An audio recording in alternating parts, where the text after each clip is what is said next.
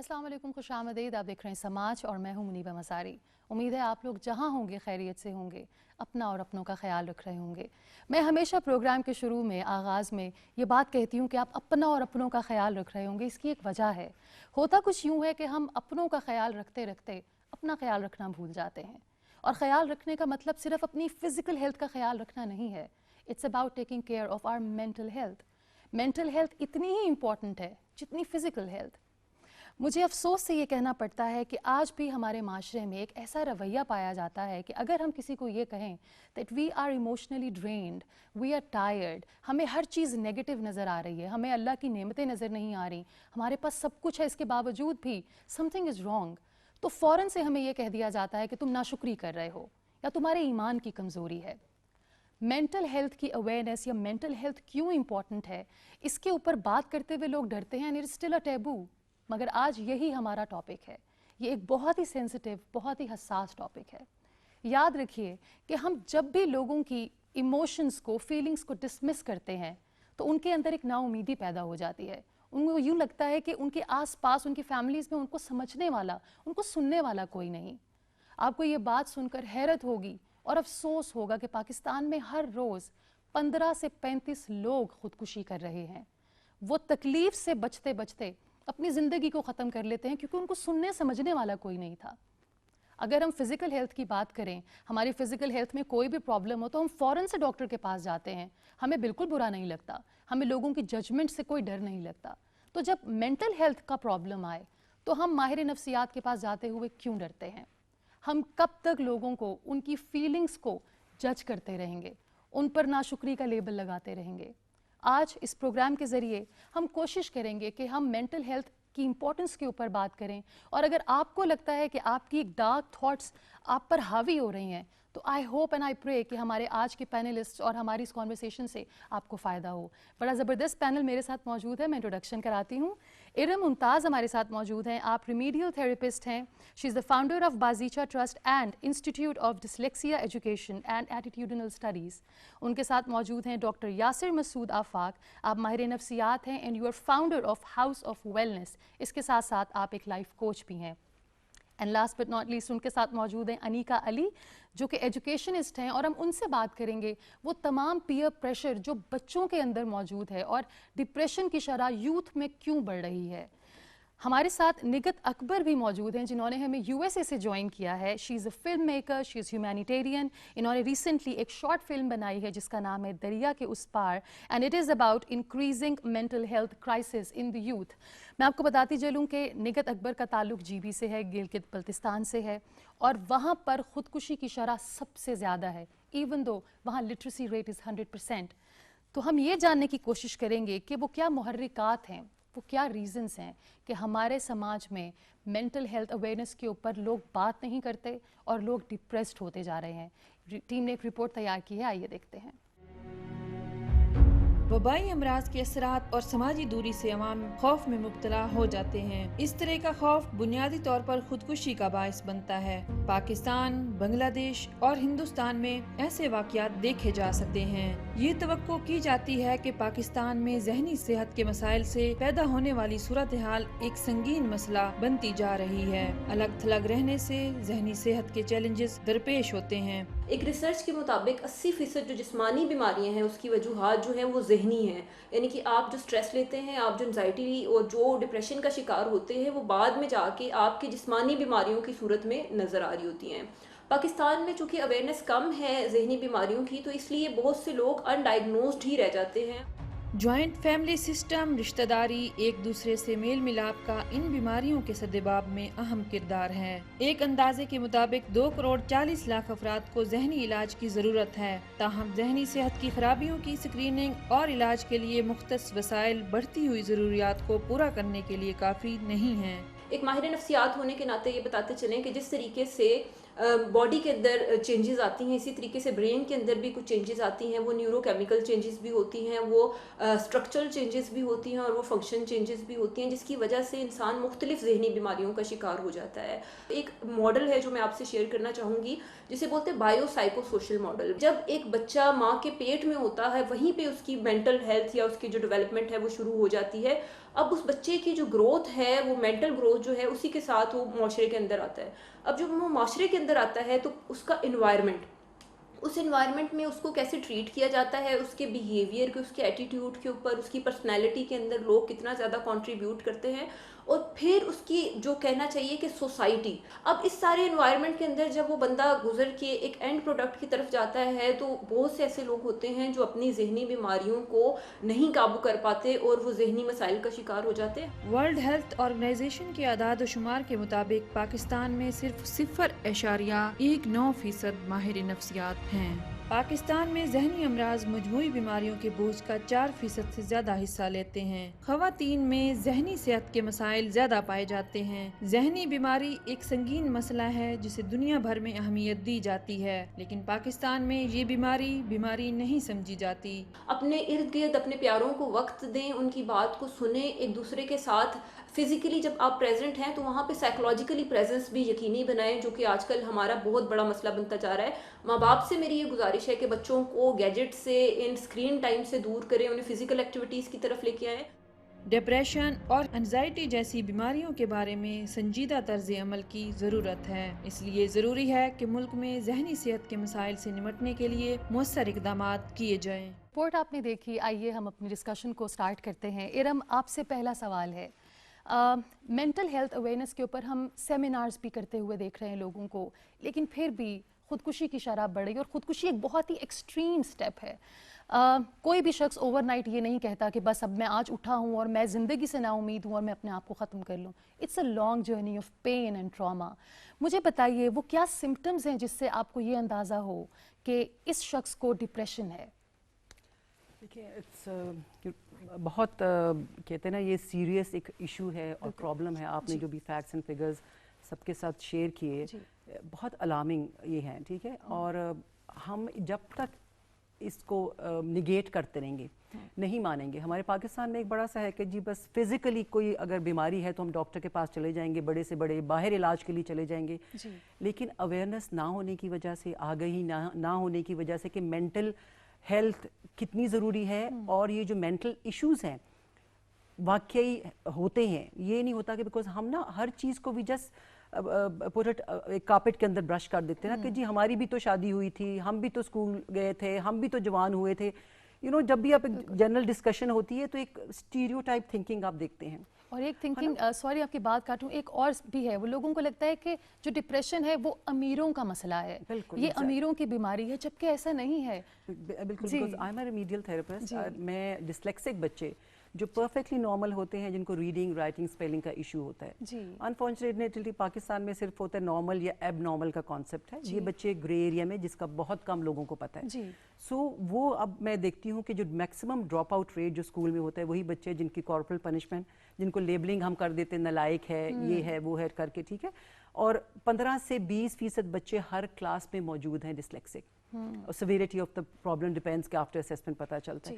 Symptoms کہ ایک بچہ جو either becomes a class clown, because as an educationist میں پہلے بات کروں گی کہ بہت زیادہ ظاہر ہے جب اس کو پازیٹیو اٹینشن نہیں مل رہی تو نیگیٹو اٹینشن لینے کے لیے واو اس نے ٹیچر کو روڈلی جواب دیا، وہ اس نے ہی از اے بلی، ہی بیکمز اے بلی، رائٹ، اٹینشن لینے کے لیے۔ پھر بچیاں جو ہوتی ہیں وہ اپنے انٹروورٹ ہو جائیں گی، اپنے ککون میں چلی جائیں گی، بالکل ودرا کر لینا، سوشلی لوگوں سے بالکل نہیں ملنا، چھپنا۔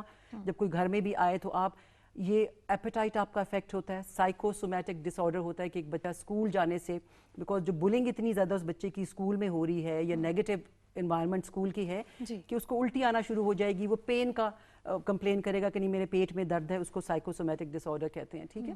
دیز آر دا سمٹم جو پیرنٹس کو جاننے بہت ضروری ہیں کہ as mothers, as young mothers, کہ میرا بچہ اسکول جانے سے کیوں اتنا اکتا رہا ہے، کیوں ڈپریشن میں جا رہا ہے، کیوں دوست نہیں بنا رہا۔ سو یہ بہت ضروری ہے کہ ایز پیرنٹس سب سے پہلے کہ پہلی جو درس گاہ بچے کی والدین ہوتے ہیں، جب والدین کو اویئرنیس نہیں ہے کہ یہ میرے بچے کے سمٹمز ہیں کہ ایک مائل سٹونز ہوتے ہیں ڈیولپمنٹ کے بھی مینٹل اینڈ فزیکل کہ اس ایج پہ بچے نے اس طرح ایکٹ کرنا ہے, تو جب پتہ ہی نہیں ہے تو پھر آپ وہ, اور اوپر سے پھر بچے کی تعداد بھی اگر آپ کی زیادہ ہو تو ایک کے بعد دوسرا بچہ کم گیپ ہے تو اس میں وہ بچہ گوز انڈائگنوزڈ. یعنی کہ یہ جاننا ضروری ہے کہ سمٹمز کیا ہیں, علامات. ڈاکٹر صاحب کیا علامات ہیں, بچوں کی علامات کیا ہیں کہ ان کو ڈپریشن ہے یا ان کو ایگزائٹی, کیونکہ ہمیں ایگزائٹی اور ڈپریشن کا فرق بھی معلوم نہیں, وہ بھی بتائیے. اور بڑوں میں ڈپریشن کے سمٹمز یا علامات کیا ہیں؟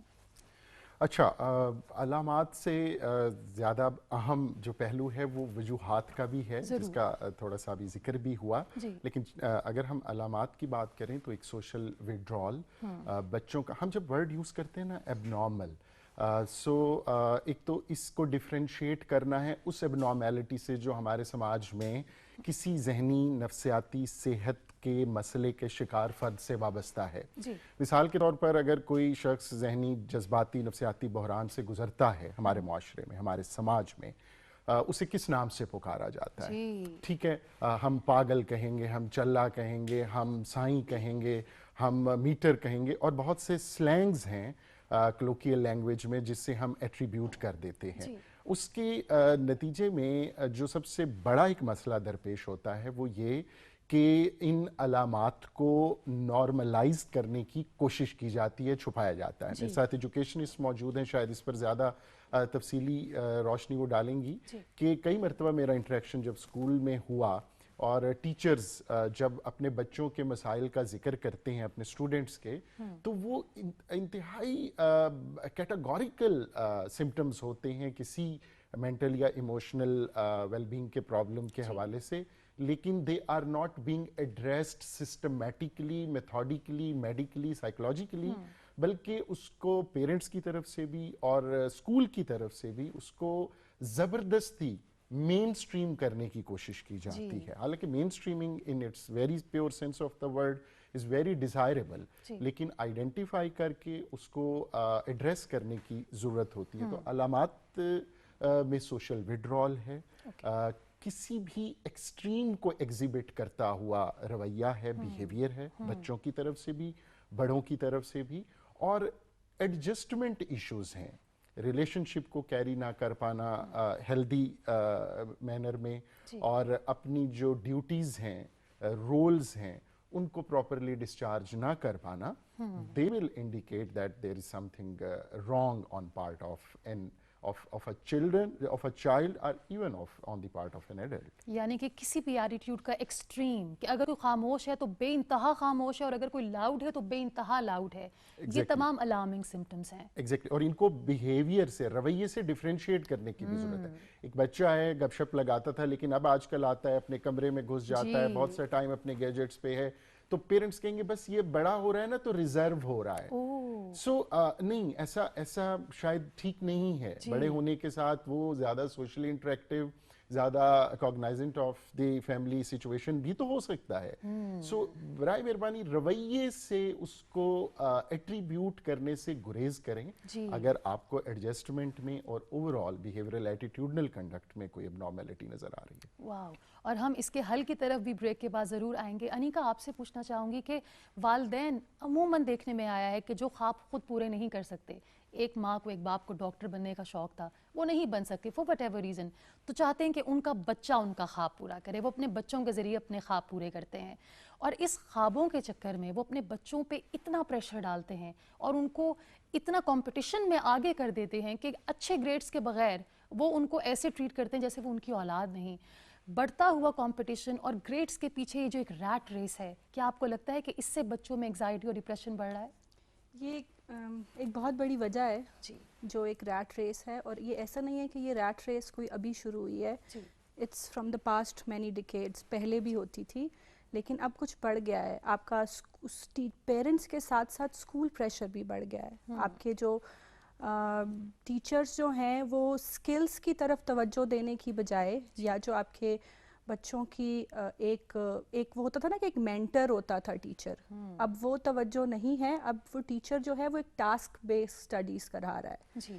بچے بھی ایک टीचर से टास्क पे स्टडी कर रहे हैं जिससे उनके मार्क्स ज़्यादा आएँ, जिनसे उनके ग्रेड ज़्यादा आएँ, जिनसे वो उनके एडमिशन्स हो सकें, क्योंकि आपने एजुकेशन को इंस्टीट्यूशन के साथ रिलेट कर दिया है कि इस इंस्टीट्यूशन का पढ़ा हुआ बच्चा ही सक्सेसफुल होगा, और ग्रेड्स को आपने सक्सेस के साथ कर दिया। आपने बच्चे को सिखा दिया है कि लाइफ में तुम्हारे सक्सेस ही है तो there is life. You don't tell कि लाइफ में सक्सेस और फेलियर दोनों साथ साथ चलते हैं।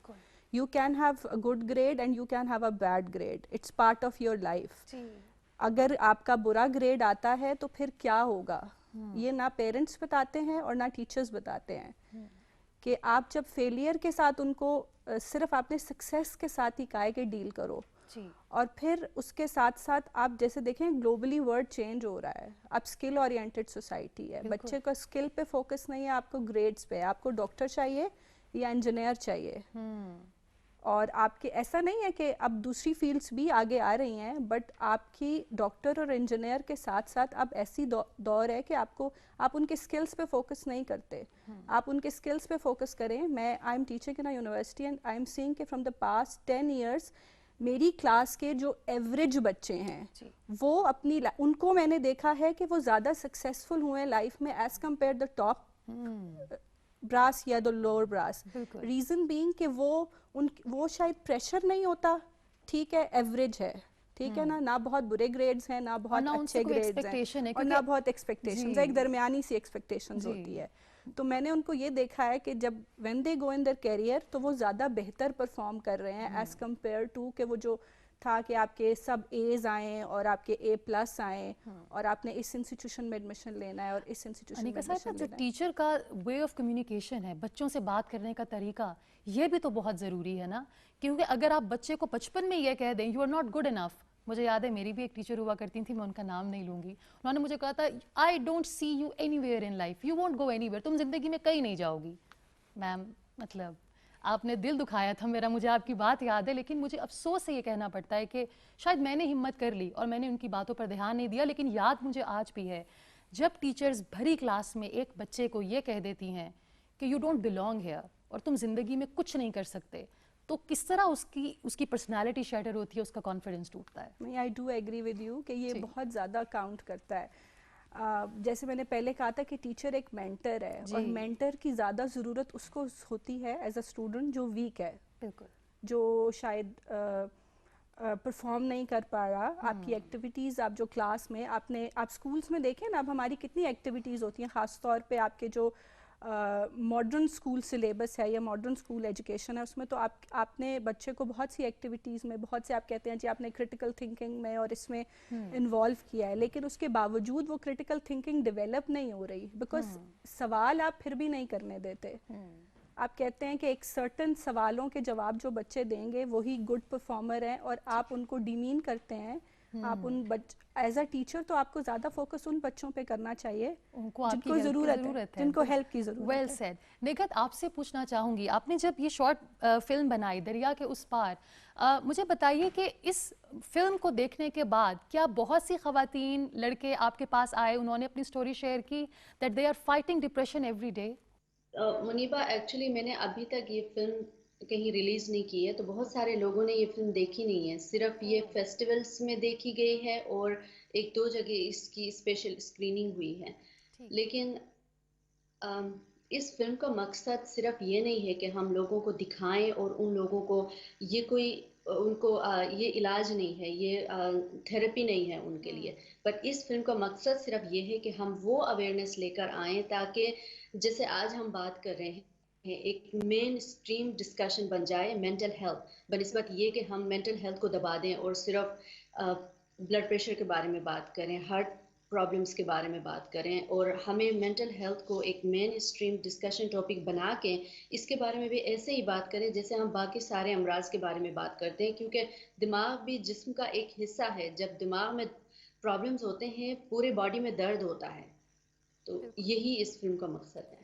بالکل. اب مجھے بتائیے نگہت آپ کو کیا لگتا ہے, کیونکہ جی بی کے اندر اگر ہم لٹریسی ریٹ دیکھیں تو وہ 100% ہے, تو یعنی کہ تعلیم کی کمی بھی نہیں ہے اور وزڈم کی, شعور کی کمی بھی نہیں ہے, اس کے باوجود وہاں پر ہم دیکھیں تو مجھے افسوس سے کہنا پڑتا ہے کہ سوسائڈ ریٹ سب سے زیادہ ہے.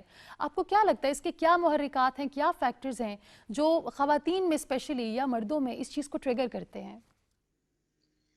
جی بالکل, چترال اور ہنزا گلگت میں آلموسٹ 100% لٹریسی ریٹ ہے, لیکن پھر بھی وہاں پہ مینٹل ہیلتھ پرابلمس ہیں, سوسائڈ کے ایشوز ہیں. اس کے بہت سارے وجوہات ہو سکتے ہیں جو ابھی تک میں سمجھ پائی ہوں. مجھے لگتا ہے کہ بہت زیادہ فائنانشیل فرسٹریشن ہے. انہوں نے تعلیم تو حاصل کر لی ہے لیکن اس کے بعد وہ اس تعلیم کا کچھ کر نہیں پا رہے ہیں, کیونکہ وہاں پہ کوئی بھی انڈسٹری پیرینیل نہیں ہے. ہر کوئی انڈسٹری سیزنل ہے, ایک دم سے ختم ہو جاتی ہے. آپ کوئی بھی انڈسٹری لے لیں, اس میں گورنمنٹ کو ابھی چاہیے کہ انفراسٹرکچر کی کوشش کریں, اور اس کے انفراسٹرکچر انٹرنیٹ وغیرہ ٹھیک کرنے کی, اور اس کے ساتھ ساتھ اس میں اگین یہ پرابلم ہے جیسے اسکول, صحیح ایجوکیشن, اسکولنگ ہو, صحیح ایجوکیشن ہو, کیونکہ شروع میں ہی ہم بچوں کو ایک ریس میں لگا دیتے ہیں کہ کسی طرح سے ان کو ڈاکٹرز بننے ہیں, انجینئرز بننے ہیں, یا میرے خیال میں ایک اور جو چیز آج کل ہم بچوں میں زیادہ ہو گئی ہے کہ C S S exam pass کر کے وہاں پہ جانا ہے.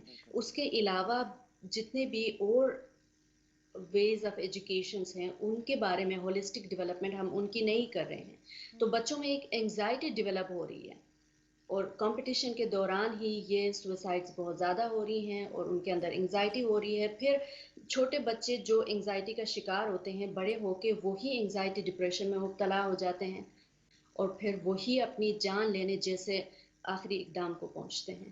تو یہ بہت بیڈ سچویشن ہے, لائک انفارچونیٹ ہے. یہ گورنمنٹ کی ابھی پرائیورٹی ہونی چاہیے, سوسائڈ پریونشن گورنمنٹ کی ان ایریاز میں اسپیشلی ابھی تو پرائیورٹی ہونی چاہیے. بالکل Nighat, thank you so much for your time. اور بہت خواہش ہے ہماری اور یہ دل ہے کہ دریا کے اس پار ہم سب دیکھیں, تاکہ ہم نہیں جانتے کہ اس شارٹ فلم کے ذریعے کتنے لوگوں کی زندگیاں بچ سکتی ہیں. ہماری بہت ساری دعائیں آپ کے ساتھ ہیں. We wish you all the best. Doctor صاحب, coming back to the point کہ ڈپریشن اور ایگزائٹی, ان دونوں میں فرق کیا ہے؟ کیونکہ بہت سے لوگوں کو ڈپریشن کی ایکسٹریم ریزن نہیں پتہ ہوتی, اور وہ یہ کہتے ہیں کہ ہم تھوڑے سے اداس ہیں, ہمیں لگتا ہے وی آر ڈپریسڈ. آسان الفاظ میں بتائیے ایگزائٹی ڈپریشن کیا ہے؟ ایک چیز بڑی اہم ہے کہ ڈپریشن کو اداسی سے یا سیڈنس سے پہلے تو اس کو ڈیفرینشیٹ کریں, پھر میں انگزائٹی ڈپریشن کا فرق بتاتا ہوں. میں ہمیشہ ایک بڑے ذراہ مذاق کہتا ہوں کہ یار آج بڑا ڈپریشن ہو رہا ہے, دوست چلیں مونال چل کے کھانا کھاتے ہیں. سو ڈپریشن کی کسی بھی کیفیت میں آپ کی اگر ایکچوئل ڈپریشن پریویل کر رہا ہو تو آپ کا دل ہلنے کو بھی نہیں چاہے گا, مبادا کہ آپ مونال جائیں. سو تھوڑا سا اداس ہونا, تھوڑا سا کبھی مایوسی کی کوئی کیفیت کو محسوس کرنا, کبھی غمگین ہونا, کسی غمزدہ کر دینے والے واقعے کا تجربہ کرتے ہوئے, یہ بالکل نارمل ہے.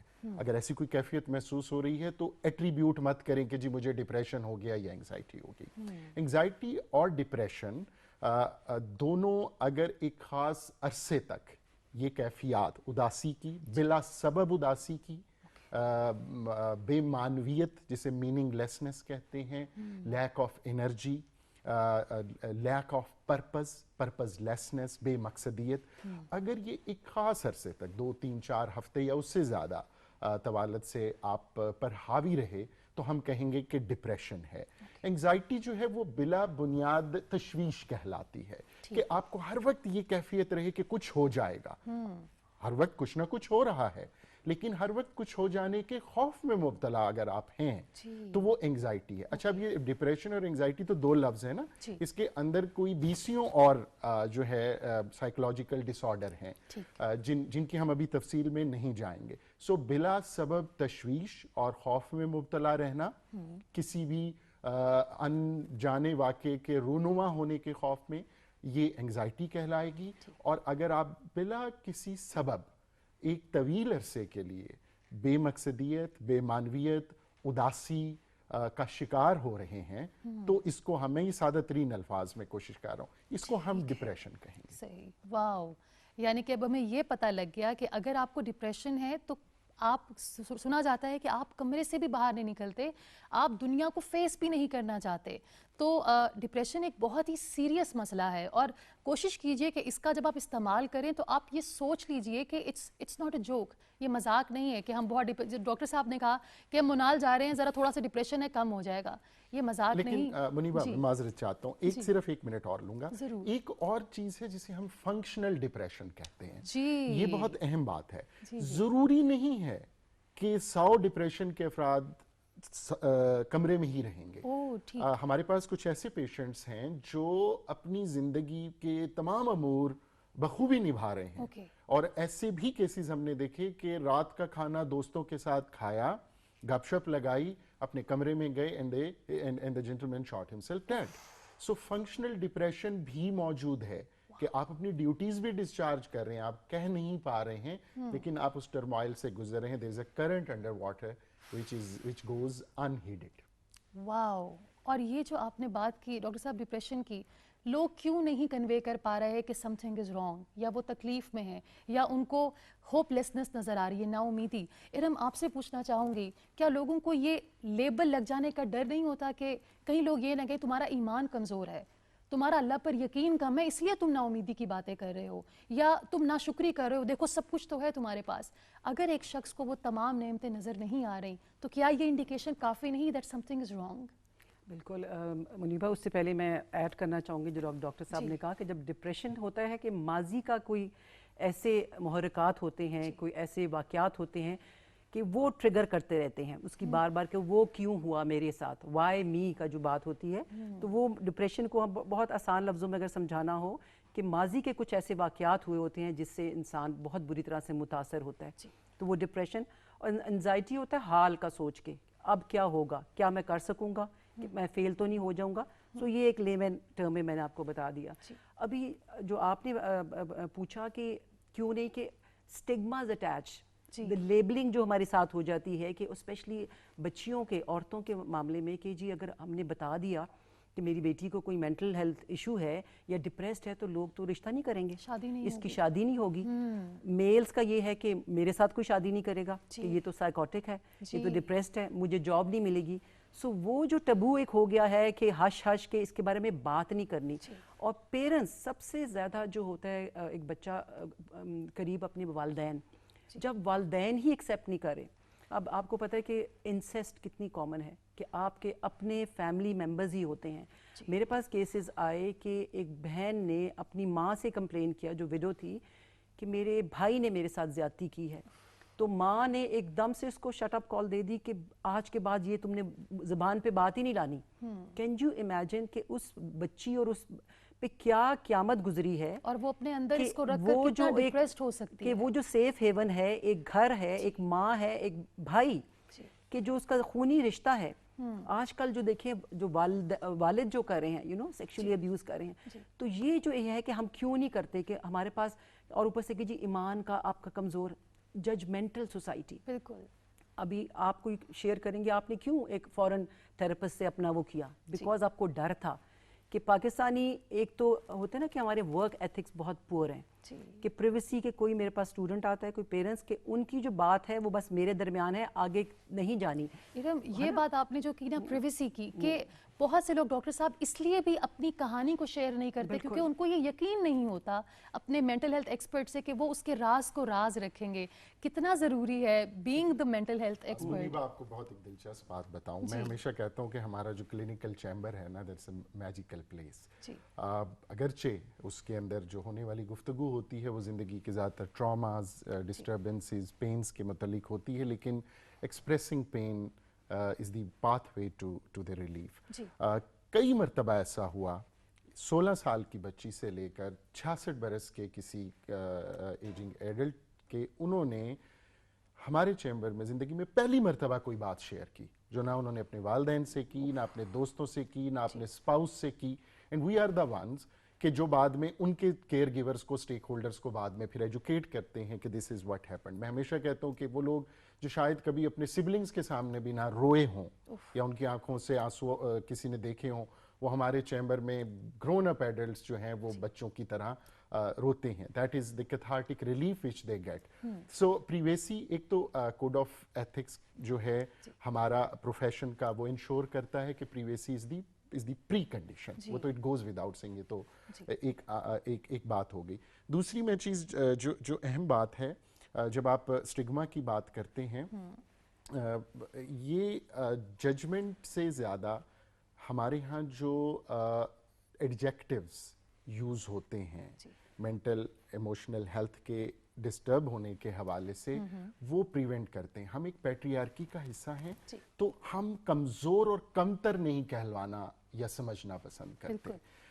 मुझे अगर कोई मेडिकल प्रॉब्लम होगा तो उसमें मुझे मालूम है कि ये ठीक हो जाएगा, और मुझे कोई ये नहीं कहेगा कि अगर आपको चेस्ट इन्फेक्शन है तो आप कमज़ोर आदमी हैं. लेकिन अगर मैं कहूँ कि मुझे आजकल रात को नींद नहीं आती, या मेरा कोई काम करने को दिल नहीं चाहता, या मुझे जो है किसी से बात करने को दिल नहीं करता, तो मैं ये बात नहीं कह सकूँगा कि इससे मुझे किसी ज़हनी मरीज़ का दर्जे पे फाइज किया जाएगा और कोई स्टिग्मा मेरे साथ लामहला अटैच हो जाएगा. यानी कि हमने ये बताना शुरू कर दिया है कि अगर आप मेंटली अनवेल हैं या अनहेल्दी हैं तो लोग आपको समझेंगे ये इंसान ही बड़ा कमज़ोर है, इसकी पर्सनालिटी बड़ी कमज़ोर है, विच इज़ रॉन्ग. एक चीज़ और बहुत ज़्यादा ट्रिगर कर रही है बढ़ता हुआ डिप्रेशन या एंग्जाइटी, वो है हमारा यूज़ ऑफ सोशल मीडिया.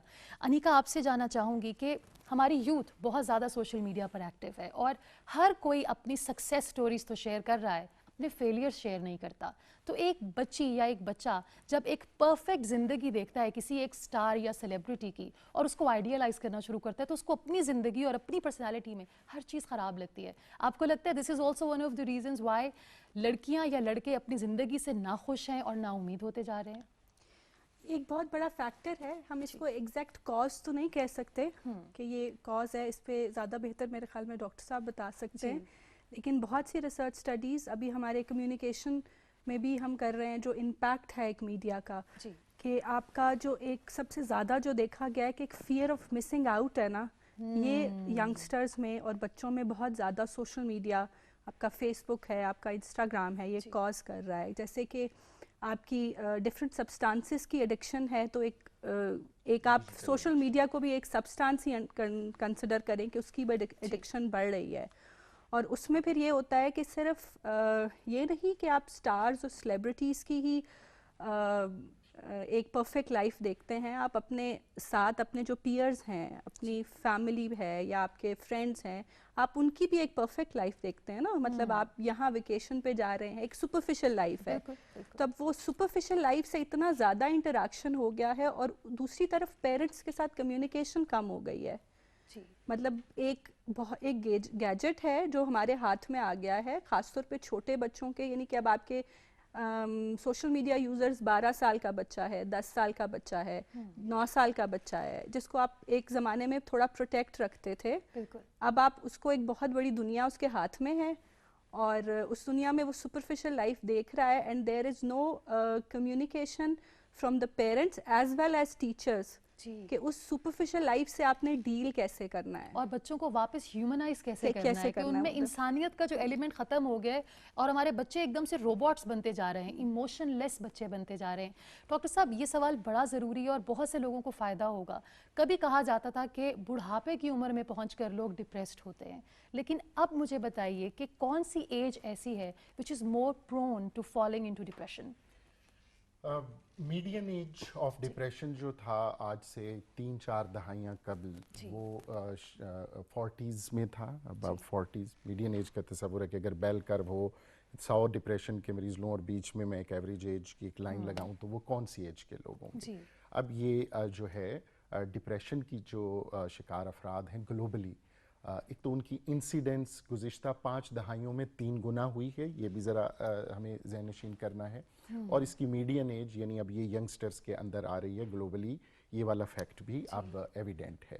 अच्छा, मैं थोड़ा सा सोशल मीडिया के हवाले से, और अब हम यंगस्टर्स की जब बात कर रहे हैं तो उनके कुछ कॉजल फैक्टर होते हैं, जो वजूहात होती है, कुछ परपेचुएटिंग फैक्टर्स होते हैं, जो अगर कोई वाकया कोई इस तरह की कोई मेंटल हेल्थ इशू हो जाए तो कौन सी चीज़ उसको सस्टेन करती है और कौन सी चीज़ उसको कर्टेल करती है.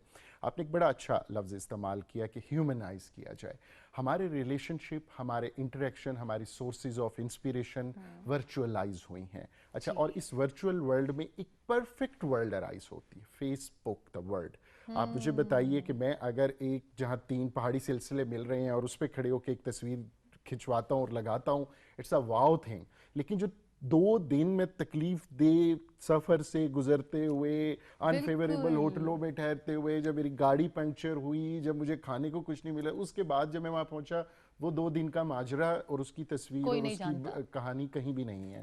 سو ہمارے پاس سب کچھ پرفیکٹ آ رہا ہے, اور میں ایک پرفیکٹ ورلڈ کے اندر پرفیکشن اور ایکسیلنس کو اٹین کرنے کی ایک لامتناہی ایک تگ و دو کا شکار ہوں, جسے FOMO, fear of missing out بھی ہم کہتے ہیں.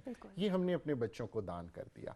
ہم نے اپنے بچوں کو دان یہ بھی کیا کہ 1 سال کا 6 ماہ کا بچہ جب رو رہا تھا, اور میں والد کی حیثیت سے یا والدہ کی حیثیت سے جاتا تھا پنگوڑے سے اٹھا کے اس کو 8-10 منٹ میں نے بہلایا, اس سے بات کی, اس کی بجائے ہم اس کو پکڑا. آپ نے تو 10 اور 8 برس کی بات کی.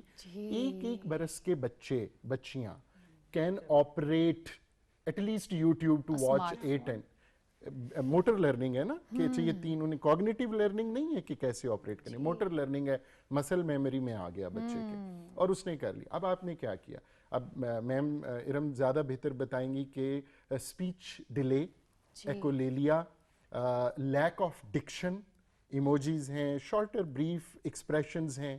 آپ اور ہماری عمر کے لوگ جب خط لکھا کرتے تھے, عید کارڈ لکھا کرتے تھے, تو بہت سوچ کے لکھتے تھے. برین میں لینگویج سینٹرز ڈیولپ ہوتے ہیں, وہ افیکٹ ہو رہے ہیں. سو ہم مورد الزام ٹھہرائے جانے کے قابل ہیں کہ جنہوں نے اپنے بچوں کو ایک hyper competitive perfection oriented world کے اس دریا میں دھکیل دیا. اور ان گیجٹس نے ہمارے بچوں کو اور ہمیں بحیثیت انسان بھی ڈی ہیومنائز کر دیا ہے. میں آپ سے پوچھنا چاہوں گی ارم, ایک وقت تھا, ایک دور تھا, بڑا گلوبل ٹائم تھا اور گولڈن ٹائم تھا کہ لوگ اپنے ریلیشن شپس میں انویسٹ کرتے تھے, لوگ اپنی فیملیز میں انویسٹ کرتے تھے, لوگ وقت جب انویسٹ کرتے تھے تو وقت کی قدر کرتے تھے. اب والدین شاید اپنا وقت تو نہ دے سکیں بچوں کو, وہ مہنگے مہنگے گیجٹس پہ انویسٹ کرتے ہیں. آپ کو لگتا ہے کہ جو ہماری سوچ, ہماری فکر ہے, وہ بہترین چیزوں سے ہٹ کر مادی چیزوں کی طرف, میٹیریل ورلڈ کی طرف چلے گئی ہے, اس لیے ہم ڈپریسڈ ہیں؟ دیکھیے, جب اگر ہم اپنے بچپن کا سوچتے ہیں نا, تو یہ ورڈ میں نے کبھی بھی آج تک یوز نہیں کیا کہ میں بور ہو رہی ہوں. ٹھیک ہے, مطلب میں تو حیران ہو جاتی ہوں, آج کل چھوٹے چھوٹے بچے آئی ایم بورڈ, اور مائیں کیا کرتی ہیں, فوراً اپنا نکالا فون اور بچے کو پکڑا دیا.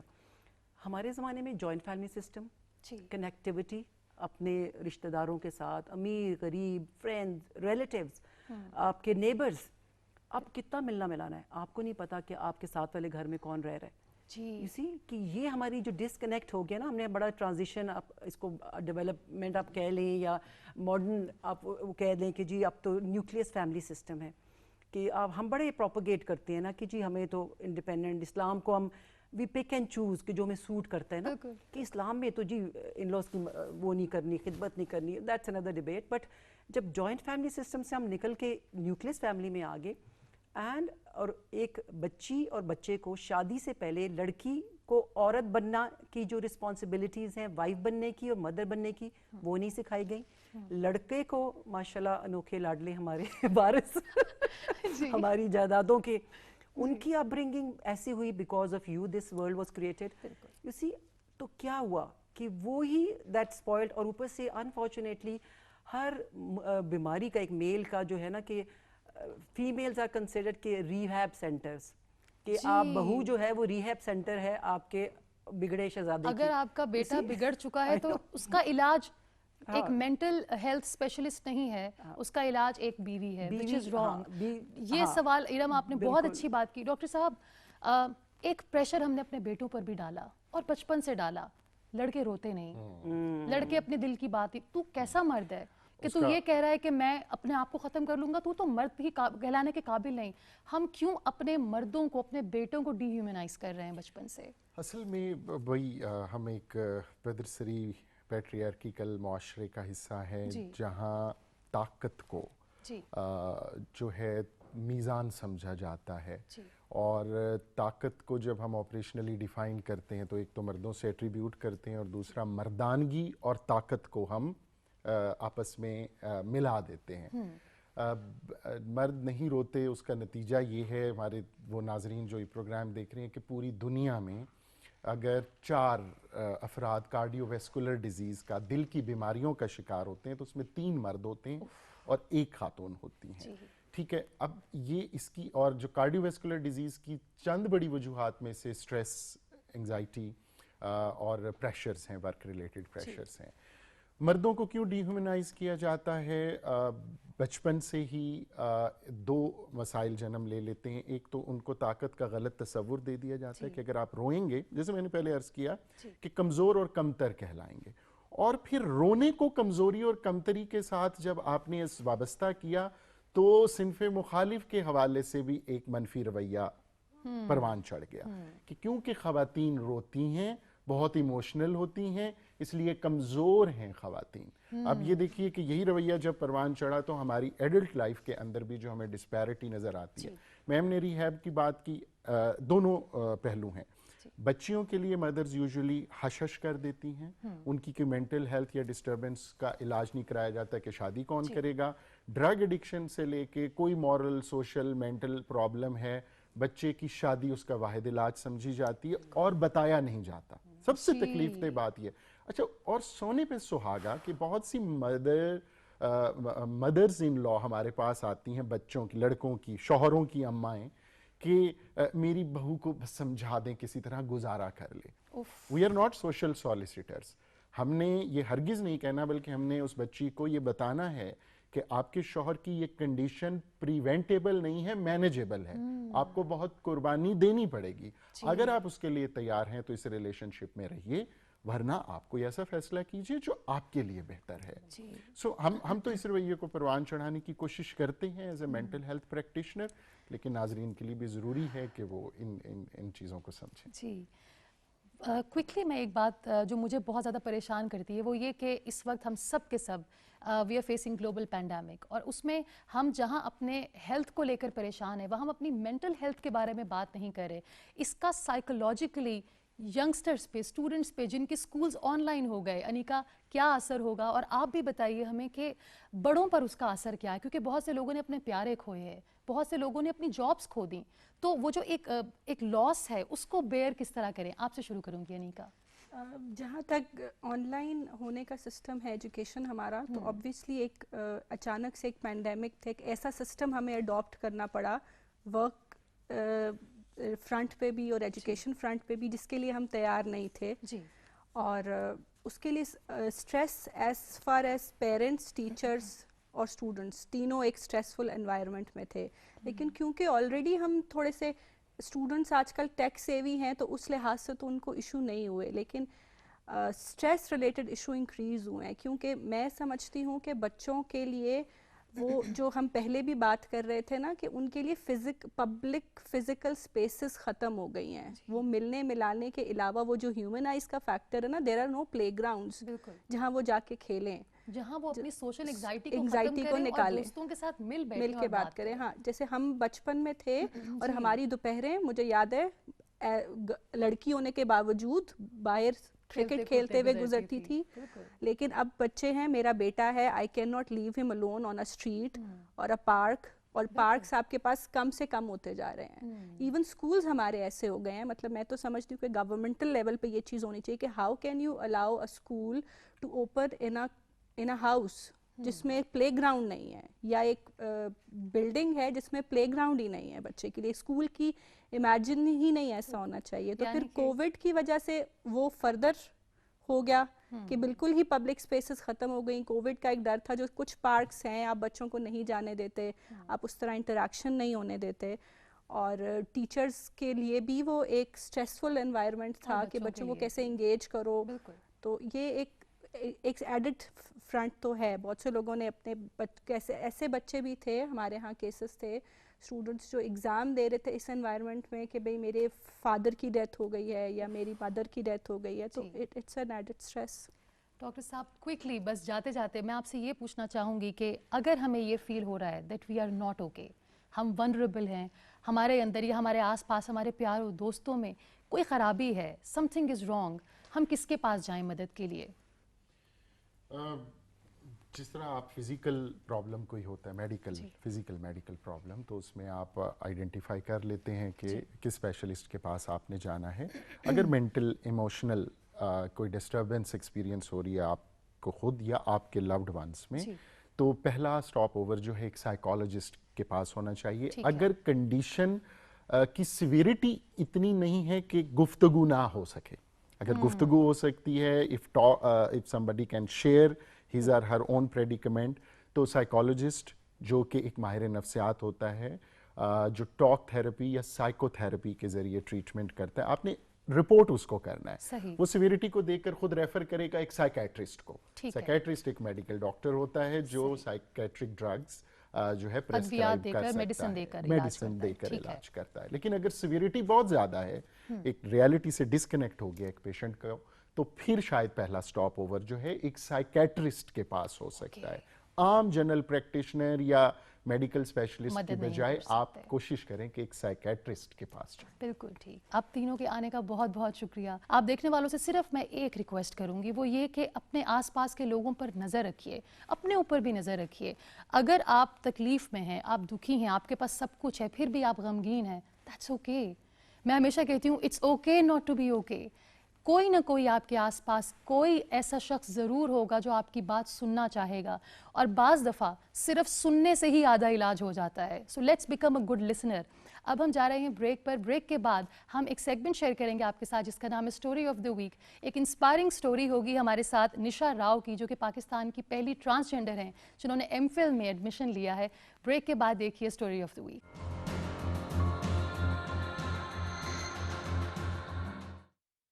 TCL चार्जिंग ऑर्डर करने के लिए अभी 1218 मिलाएं.